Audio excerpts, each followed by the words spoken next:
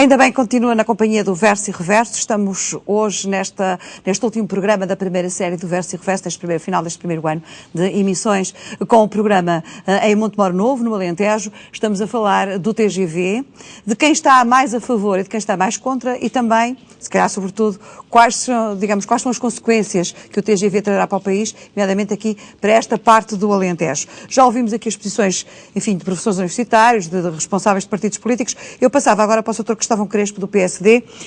Normalmente, nos últimos tempos, temos visto muito lado a lado o PS e o PSD. Nesta questão do TGV do Alentejo, como estamos, Sr. Doutor? Olá, boa tarde, uma saudação a todos. Nesta posição, portanto, não estamos lado a lado, aliás, já temos esta posição, porque o PSD teve a capacidade de perceber a situação que se vislumbrava no horizonte em termos de dificuldades, em termos de dívida, em termos de dificuldades financeiras. E aquilo que o PS diz em termos de estratégia de desenvolvimento económico é o que tem marcado e o que nos marcou em termos da gravidade da situação do país neste momento. Portanto, e é o modelo essencialmente é que está errado, porque nós o que temos aqui no TGV, não aquilo que o professor estava a dizer, que era um plano integrado, em que nós integrávamos o TGV eventualmente num plano de mobilidade. Mas são mais parcerias público-privadas. Portanto, isto é mais um modelo que chamamos o TGV. Inclusivamente a designação por que conhecemos é o TGV, o Bloco TGV. Portanto, que não é mais que um conjunto de 6 parcerias público-privadas. E voltamos outra vez a entrar no modelo das parcerias público-privadas. E os senhores são muito críticos, porquê? Já somos muito críticos. Recordo aos nossos espectadores porque é que o PSD é tão aquilo que tem sido, que é o modelo errado, portanto, foi um modelo que levou ao endividamento não só do Estado, porque muitas das vezes nós, se compararmos o endividamento do Estado com o endividamento de outros países, a situação até não é tão gravosa assim. Digamos, temos um nível de dívida externa dentro dos parâmetros dos outros países, em algumas situações até ligeiramente abaixo.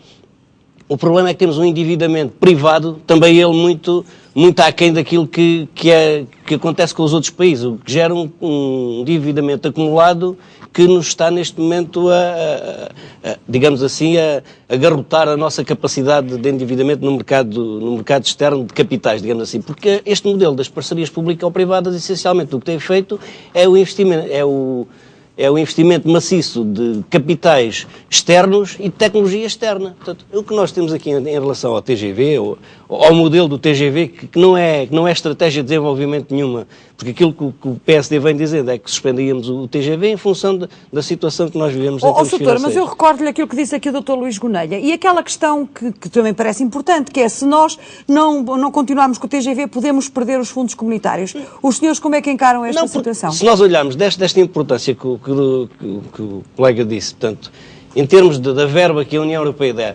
493 milhões são de CREN. Portanto, houve uma afetação, foi uma decisão de afetação de recursos do CREN, que podia ter sido utilizado noutras áreas, para este investimento. Portanto, não me venho agora dizer, e aliás, nós temos historicamente... Vou pedir ajuda para os nossos espectadores, para estas siglas nós temos que expor... O CREN, que é o quadro de referência estratégica nacional. Como compreenderá, tem que saber o que isso é, mas é bom que todos em casa também... Portanto, digamos assim... É o elemento fulcral da distribuição dos dinheiros da Europa, é isso também, não é? O pacote financeiro, digamos assim, de onde saem depois os apoios financeiros da União Europeia. Portanto, quanto aos setores, foi mal distribuído. Portanto, foi mal distribuído, portanto, isso é outra discussão, a distribuição das verbas do CREN. Portanto, mas aqui, todos nós, historicamente, há conhecimento que a União Europeia, em relação às verbas, tem sempre alguma flexibilidade em termos de afetação de recursos em relação a estas questões. Portanto, porque aquilo que acontece com o TGV, quando nos diz as principais capitais, porque nós, portanto, do mapa que tive há pouco a oportunidade de consultar do professor Avelino de Justo, em que ele dizia só 11 países neste momento é que têm TGV. Portanto, quando nos dizem que é para ligar as capitais todas europeias, portanto, que é para ligar o mundo todo, digamos assim, portanto, só 11 capitais europeias. E Portugal avançava logo para estes números em termos de captação, em termos de distribuição, ficávamos posicionados logo nos primeiros lugares. Portanto, o país que tem 1,4% do PIB da União Europeia tem uma afetação de recursos para isto da ordem dos 10%. Portanto, o problema é que nós, em termos de manutenção, portanto, e há pouco, quando se falava, o professor falava nisto, e da linha tradicional de transporte de mercadorias, é que nós no Alentejo o que estamos a sentir, e quando, penso que foi o Sr. Ministro das Obras Públicas, nos disse que há 200 anos, há 100 e tal anos, portanto, também havia os opositores do caminho de ferro. Mas o que é facto é que o Alentejo, neste momento, o que nós estamos a assistir na realidade no Alentejo é a destruição do caminho de ferro para instalar ciclovia. Portanto, há qualquer coisa que está mal. Portanto, se estamos a instalar ciclovia, havia formas mais... Dê-me um exemplo muito concreto disso, porque eu acho que é bom. Portanto, a Regiões TV é uma televisão das regiões, com variedíssimas regiões, e nem toda a gente, se calhar, estará a seguir o seu raciocínio, que é, aliás, muito curioso, da questão do caminho de ferro e da ciclovia. Dê-nos um exemplo de um sítio onde alguns dos ramais, portanto, aqui, o ramal que fazia a ligação dos concelhos de Fronteiras, Tremoz, portanto, todas essas zonas, portanto, tinham canais que agora estão a ser utilizados como ciclovia. Portanto, e penso que haveria formas mais económicas de implementar ciclovias do que estar a destruir, digamos assim, o caminho de ferro. Que pegaram na parte do caminho de ferro para fazer ciclovias? Sim, aproveitar o traçado do caminho de ferro. Permitem que eu me lembre aqui de uma coisa. Eu vi isso em África, não era bem para ciclovias, mas era para dividir jardins. É um pouquinho estranho, no mínimo é isso, não é? Sim, Deixa-me passar aqui para este lado do painel e gostava de ouvir o Paulo Xavier, que é presidente dos amigos aqui de Montemoro Novo, da Associação dos Amigos de Montemoro Novo, e gostava de saber, houve esta polémica, como eu chamava há bocadinho, quais os gloriosos gauleses desta aldeia de Silveiras, desta freguesia de Silveiras. Porque é que os senhores estão tão preocupados relativamente, por exemplo, a estas aldeias com a passagem do TGV? Eu gostava que me explicasse isso. E o que é que os amigos de Montemor já agora acham desta questão do TGV? Que sei que, por um lado, penso que estão um bocadinho a favor do TGV, mas, por outro lado, há algumas reservas, não é? É isso. Gostava de saber a sua posição. Muito boa tarde a todos. Eu represento aqui, de facto, o Grupo de Amigos de Montemor, uma instituição de utilidade pública, do ponto de vista cultural e ambiental, que tem mais de 42 anos de existência, vai fazer 43 anos agora. E nós, enfim, como a maioria das pessoas, eu represento aqui o cidadão comum, obviamente, estamos um pouco como São Tomé, estamos aqui para ver, enfim, só depois de as coisas acontecerem é que acreditamos que elas possam existir. O Alentejo tem sido, de facto, menosprezado, tem estado votado ao longo destes anos, após o 25 de Abril e antes também já era de alguma forma assim ao abandono. Temos tido um decréscimo demográfico de facto extraordinário, quer dizer, têm-nos desaparecido os ativos humanos que aqui muitas das vezes são potenciados, quer em termos de universidades, quer de institutos politécnicos, quase todos são desaproveitados, não ficam na região.